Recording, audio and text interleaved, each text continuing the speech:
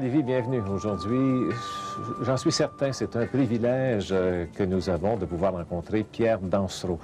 Écoutez bien, Pierre Dansereau, il est père de l'écologie moderne. Il est mondialement connu pour ses travaux sur la dynamique des forêts. Il a fait le pont entre les sciences de la nature, les sciences de l'homme, auteur de 600 livres et articles scientifiques. Il a reçu 15 doctorats honorifiques, un 16e bientôt. Il figure au palmarès des 2000 plus grands intellectuels du 20e siècle. Alors, vous comprenez pourquoi je disais c'est un privilège et je pense aussi que c'est une rencontre en toute amitié que nous allons vivre. Alors, Pierre Dansereau, écoutez, merci de nous accueillir chez vous dans ce local qui est le lieu de votre recherche, de votre jeunesse et de vos élans d'espérance, je dirais même. Vous dites, et je pense qu'on le connaissait, vous êtes un homme heureux. Mais oui. Qu'est-ce qu'il fait? Bien, je suis un homme heureux parce que j'ai accumulé dans mon enfance l'amour qui m'entourait. C'était la monnaie courante dans notre famille. J'étais soutenu par mes parents à entreprendre des projets. J'ai toujours eu, j'écrirai peut-être une autobiographie, j'ai d'ailleurs commencé, j'appelle ça « projets inachevés ». Bon, j'en ai achevé, heureusement, quelques-uns. Seulement, j'avais envie de faire des choses, j'avais envie de voir du monde, de voir le monde, par conséquent, de sortir de la famille. Et mes parents m'encourageaient dans ma curiosité, dans mon désir, dans mon énergie d'exploration. Et contrairement à l'éthique puritaine, qui ne sévissait pas vraiment chez nous, le désir qu'on exprimait ne portait pas la marque de quelque chose de défendu. Au départ, c'était permis. Ouvert. Au départ, c'était bon. Toutes les découvertes, toute la recherche, toute cette compréhension, je pense que vous avez compris bien des choses, l'écosystème, l'évolution d'une certaine part. Pour bien des gens, ça pourrait nous amener à avoir, puis le regard sur notre société, à avoir une désespérance, même avoir une inquiétude. Et je regardais avec beaucoup de joie un film où vous êtes avec deux jeunes filles, je pense de vos petites cousines, et vous-même vous avez dit, mais je suis plus optimiste que vous. Les jeunes, vous comprenez pourquoi des jeunes aujourd'hui seraient lourdement hypothéqués à envisager la vie. L'optimisme, c'est viscéral, c'est justifié, exploré, limité par l'intelligence, par la connaissance que l'on a de la façon dont les choses se passent autour de nous et dans le monde. Les raisons de désespérer sont extrêmement nombreuses. Oui. Est-ce que l'aventure humaine est une faillite? C'est ce que demandait Théodore Monod, dans le dernier livre qu'il a écrit un an avant de mourir. Non, ce n'est pas une faillite. Nous sommes à un tournant particulièrement critique, un tournant désespérant parce que l'avenir de l'homme est dans la spiritualité et l'état actuel, la motivation actuelle des décisions que prennent ceux qui peuvent en prendre, qui sont placés pour en prendre. Nous sommes dans le néolibéralisme, nous sommes dans la matérialité la plus crasse. Nous sommes dans une très mauvaise période. L'histoire de notre espèce montre bien des tournants, bien des contraintes. Mais qu'est-ce qui vous fait espérer malgré tout? Ce qui me fait espérer malgré tout, c'est que j'ai toujours vécu dans un sentiment d'espoir. Si on veut être chercheur, un bon chercheur, qu'est-ce qu'il fait? Bien, il invente une hypothèse, qu'il soit peintre, qu'il soit musicien ou qu'il soit biologiste, il faut aller plus loin que ce qu'on connaît. Il faut être heureux d'être entouré par le mystère et doublement heureux dans l'espoir que ce mystère, on va le réduire un peu, qu'on va incorporer quelque chose de nouveau aux connaissances, modestement, aux connaissances de l'humanité. Et vous avez grugé un peu de ce mystère. Mais oui, je continue de le faire, je continue à me promener dans le péril toujours présent de me tromper, de m'être mal acheminé, peut-être mal informé par ma faute ou parce qu'il y a des choses que je manie difficilement, par exemple les mathématiques. Je suis mal à l'aise dans les formulations mathématiques. On dit que vous êtes père de l'écologie moderne. Est-ce qu'il y a une écologie humaine, une écologie pour la personne humaine, pour la société? Bien, je le crois. Père de l'écologie moderne, c'est peut-être beaucoup dire, parce que l'écologie moderne, comme toutes les autres sciences, se nourrit de conversations avec les ordinateurs, de toute espèce de virtualité qui nous entoure et qui nous déroute. Je ne suis pas particulièrement expert dans la manipulation de ces moyens d'information. Je ne suis peut-être pas tout à fait moderne. Je suis le père de quoi? Ici, au Québec, j'ai été le premier dans les années 40 à prononcer le mot, à donner un cours d'écologie. Ce cours d'écologie, dans les années 40, je le donnais d'une façon traditionnelle et limitée dans l'orbite de l'étude des plantes et des animaux vivants dans leur habitat naturel, d'où l'homme était absent. Et jusque dans les années 50, le programme biologique international s'est limité à l'étude des plantes et des animaux vivant à l'état naturel. L'homme n'était pas là. Alors, moi, je me suis demandé, surtout vivant à New York pendant la période des années 60, est-ce que ce que nous savons de la compétition entre les animaux de la même espèce, des animaux de différentes espèces, la capacité qu'ont des plantes comme les érables à dominer tout un paysage, est-ce que ce que l'on sait des exigences, des résistances, des tolérances et de la capacité émergente des plantes et des animaux, mais ça s'applique à l'homme. À la personne humaine. Et l'homme a un pouvoir plus grand que tous les autres animaux qui ont existé avant lui. Alors, est-ce qu'on peut établir une continuité? Je me suis dit, je vais essayer de faire ça. Oui. Alors, père de l'écologie moderne, c'est beaucoup trop. Ouais. Non. Mais il y a quand même de l'inspiration, de l'inspiration de l'espérance. Vous dites, ça ne se peut pas qu'on soit strictement en face d'une décrépitude spirale vers le bas. Oui. Il doit y avoir... Il y a des forces aspirantes. La génétique humaine elle-même, Teilhard de Chardin nous propose une sorte d'aspiration, ayant passé à travers toutes les difficultés proprement matérielles, proprement biologiques, et déjà un peu intellectuelles. Où pouvons-nous aller? On peut seulement aller plus haut. C'est le concept de Teilhard de Chardin que je connais depuis très, très longtemps, parce que le frère Marie-Victorin recevait sous le manteau ces textes que les jésuites l'empêchaient de publier. Alors cette pensée est une pensée d'espoir, une pensée de surrection, une pensée de montée. De spiritualisation. De spiritualisation, c'est le mot, le seul terme qui convienne. Alors quand mais vous fonctionnez bien avec ça? Notre monde, la matière, se spiritualiserait? Mais oui, je ne peux pas vivre comme catholique pratiquant, ayant accepté non seulement les modules de prière, mais aussi les dogmes dont aujourd'hui j'essaye de me dégager le plus complètement possible. Oui.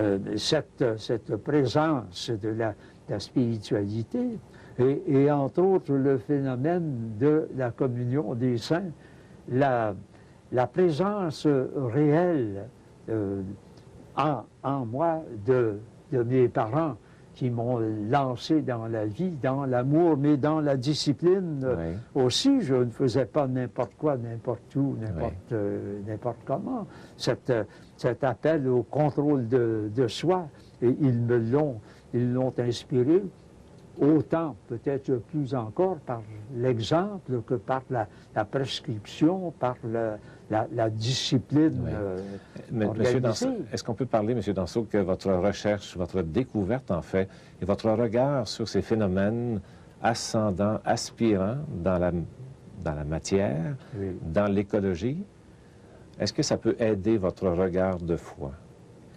Je pense que oui. La foi a toujours été présente, elle m'a été inculquée, elle a été matérialisée par l'encens, par les vêtements sacerdotaux, par tout ce qui entoure l'esthétique de l'Église catholique et que je retrouvais dans tous les pays où j'ai voyagé. J'ai beaucoup voyagé, déjà pas mal jeune. Alors, il y a là un enveloppement quasi matériel d'une foi qui change ses objectifs. Le Dieu, le Père de Michel-Ange, le Christ un peu efféminé de l'imagerie médiévale, le Saint-Esprit, la colombe. Une colombe.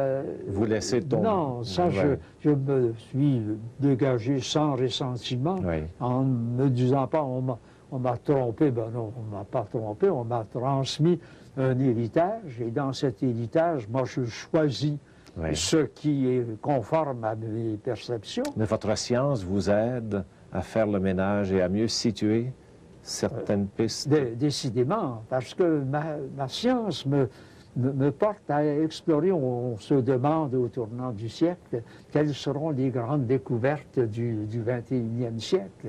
Ces grandes découvertes, ça peut être de récupérer d'une façon sensible les vibrations du passé, puisque on peut voir une étoile qui n'existe plus, qui s'est refroidie depuis le temps que ça lui prend de transmettre sa lumière.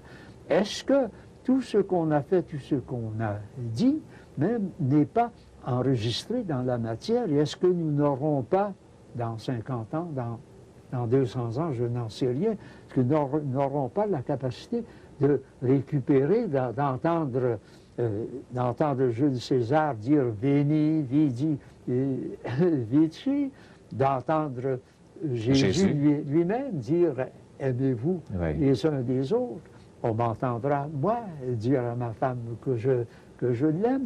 On pourra conserver, je pense que la résurrection, le passage dans la vie éternelle, ça ne saurait être de se retrouver à 25-30 ans, quand on était beau et jeune, avec des facultés agrandies peut-être, mais où, sur la planète Terre, c'est impossible. C'est trop petit. C'est impossible, c'est trop petit. On a déjà du mal à trouver de l'eau pour tout le monde et de la nourriture pour tout le monde. La moitié de l'humanité se meurt de Alors, ça peut pas être dans cette manière de concevoir l'après la mort. Et d'ailleurs, 67 ans d'amour en fidélité avec la même femme, ça ne peut pas mourir. Ben, ça ne peut pas mourir, pas plus que la grande provision d'optimisme, de joie et d'amour que je tiens de ma famille. Monsieur Dansereau, vous avez aussi réfléchi sur ce regard. Par exemple, quand la Bible parle du péché originel, Adam ou Ève, vous avez vite mis ça de côté, mais vous avez dit, le péché originel, c'est la haine, qui est toujours la tentation dans le cœur de la personne humaine. Oui. Oui, ça, je pense que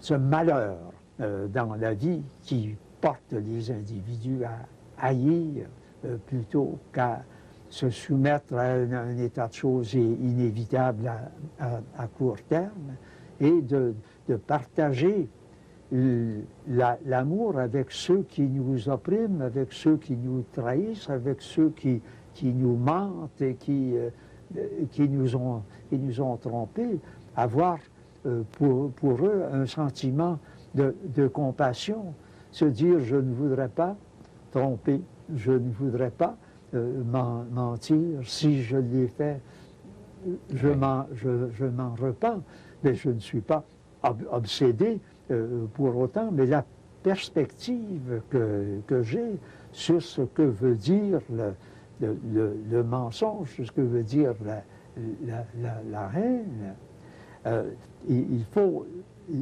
incorporer ça dans la façon qu'on a de vivre, dans l'équilibre relatif qu'on a atteint dans son milieu, la reconnaissance la reconnaissance des talents que l'on n'a pas, des choses qu'on ne comprend pas et que d'autres comprennent et font mieux que nous, que ce soit dans un sentiment d'admiration pour ceux qui font autre chose et non pas de frustration. Oui. Je pense que la sagesse peut commencer même assez tôt dans le début de la carrière. C'est ce que, dans les 60 thèses que vous voyez sur la tablette, c'est ce que j'ai essayé de faire avec mes étudiants. Attention, il y a des choses que vous ne pouvez pas faire. Quels sont vos bons atouts? Alors, je les fais travailler sur un ensemble du sujet qu'ils ont exploré. Jusqu'où est-on allé jusqu'ici? Quel petit morceau de ça avez-vous choisi? Alors, vous y allez avec tous les moyens que vous avez. Vous êtes meilleur en dessin qu'en calcul. Chacun apporte sa pierre qui s'ajoute à l'autre et on gruge un peu plus du mystère. Et on se découvre soi-même le fameux principe de Socrate, gnotis eoton, connais-toi toi-même. C'est pour ça que les étudiants viennent à l'université, pas pour admirer un professeur. Un professeur les meilleurs professeurs et celui dont les étudiants lui ressemblent le moins possible. Bon, le moins possible, ne disons pas. Écoutez, je voudrais vous amener... il y a une personne dont vous parlez assez souvent, pour laquelle vous avez une grande admiration, Nelson Mandela. Oui. J'aimerais comprendre un peu plus, qu'est-ce qu'est l'admiration que vous avez pour Nelson Mandela? Il n'y a pas beaucoup d'hommes qui ont causé un détour à l'histoire. Et ces détours à l'histoire, ils sont souvent causés par des tyrans comme Napoléon, rarement par des Saint-François d'Assise. Oui.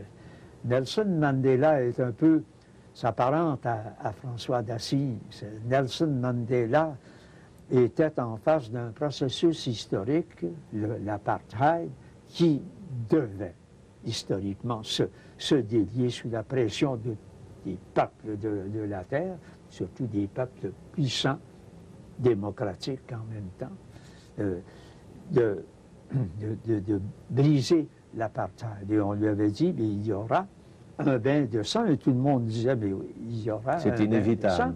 Ouais. Cette immense population soumise à l'oppression pendant plusieurs générations, vous lui donnez le droit de vote, vous lui donnez le moyen, elle va se venger. La vengeance, non, a dit Nelson Mandela. Le ressentiment, non. Nous allons travailler ensemble. Non. La haine, non.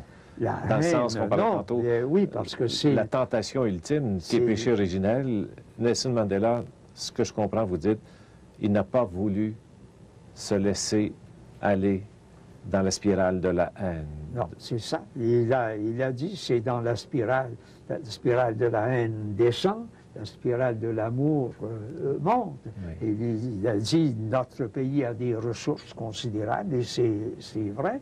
Il a une main-d'œuvre considérable, mais pas encore à la hauteur d'une exploitation maximale des ressources, des Noirs en général. Alors, il y a un avenir à créer, il y a une maximisation de la capacité que nous avons dans ce pays de vivre ensemble, de produire, d'échanger avec l'étranger, de nous placer plus haut sur la scène internationale. Je ne le cite pas, je l'interprète, oui, je pense bien. Oui. Alors, il a un homme, pendant plus de 25 ans, emprisonné, contraint de se taire, soustrait, bloqué dans l'influence qu'il avait déjà dans son pays. Et alors, on le libère, il vient au pouvoir et le bain de sang n'a pas eu lieu. C'est ça. Ça, c'est un accomplissement peut-être unique dans l'histoire du 20e siècle. Oui. Est-ce que c'est un peu dans ce sens-là qu'une saine écologie humaine peut justement sauver notre humanité? Je pense que oui, une meilleure connaissance du milieu, une écologie humaine, ça suppose qu'on s'approprie des ressources dont on sait ou dont on apprend, dont on explore le niveau le potentiel d'utilisation, le potentiel d'exploitation. Est-ce une ressource renouvelable ou est-ce qu'elle ne l'est pas? Si elle n'est pas renouvelable, quelle autre ressource peut lui être substituée? Alors, il faut apprendre davantage à vivre en communion avec notre environnement, la personne humaine. Vivre privilégier toutes les ressources renouvelables. L'énergie éolienne, c'est indéfiniment renouvelable. L'énergie hydroélectrique est un petit peu moins renouvelable, mais tout de même dans la même catégorie. Alors je pense que la sagesse des nations, la sagesse de ceux qui les dirigent, demande des connaissances écologiques beaucoup plus avancées. Pour qu'une industrie fonctionne, il faut la matière première, il faut la main-d'œuvre, il faut l'énergie. Par exemple, l'aluminium, il faut aller le chercher en Afrique. On l'apporte ici par voie maritime.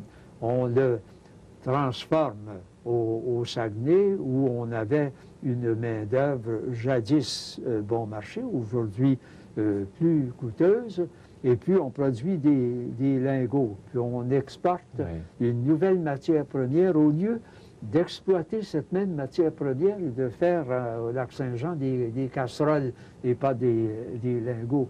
Alors, la pensée écologique, la pensée qui est axée sur les séquences écologiques.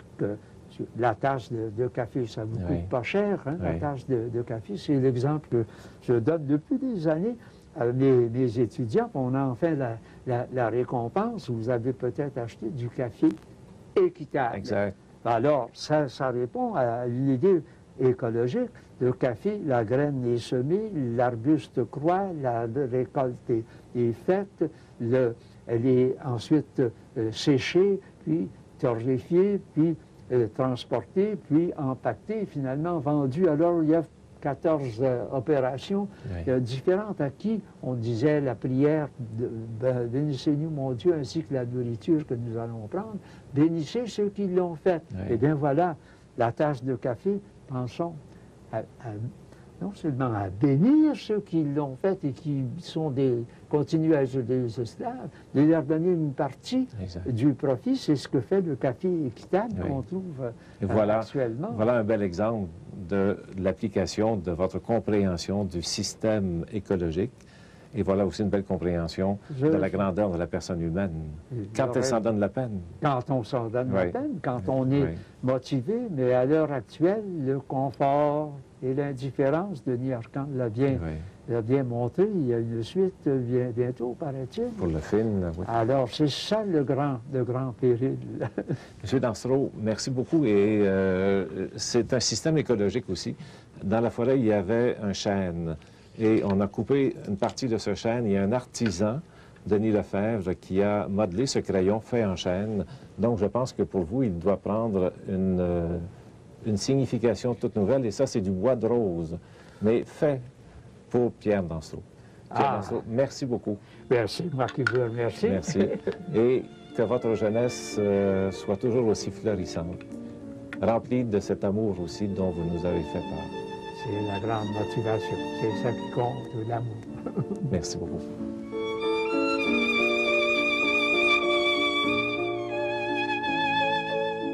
Il ne suffira pas que dans un avenir prochain, nous partagions nos surplus avec les pays sous-développés, avec cette partie de l'humanité qui souffre de la faim, de l'ignorance, de la maladie et de la privation des droits politiques.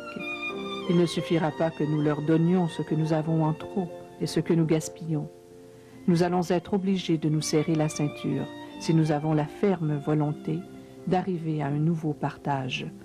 Il faut que nous sachions construire, choisir l'harmonie, la paix, la justice. Pierre Dansereau, conférence du 29 septembre 1990, l'envers et l'endroit.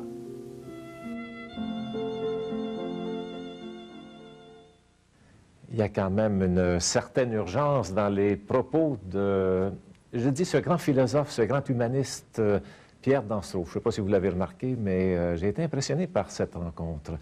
Je vous propose deux titres de Pierre Dansereau, La Terre des Hommes et Le paysage intérieur chez Leméac, et aussi cet autre, Pierre Dansereau, L'envers et l'endroit, les grandes conférences. Il me semble qu'une rencontre comme celle, écoutez, Pierre Dansereau, 91 ans, et il a toujours ce regard, cette grande compréhension de l'intérieur. Il nous propose l'écologie, notre système planétaire, mais je pense aussi qu'on peut faire un bon bout de chemin dans cette démarche de l'écologie intérieure.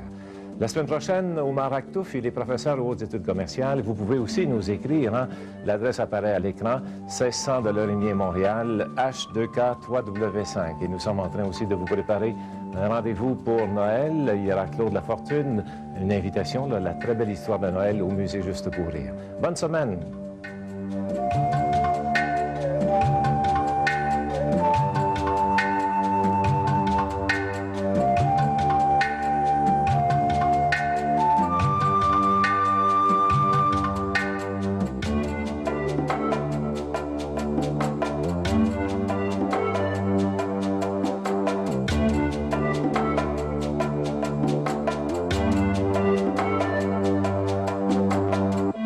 Territoire ici dans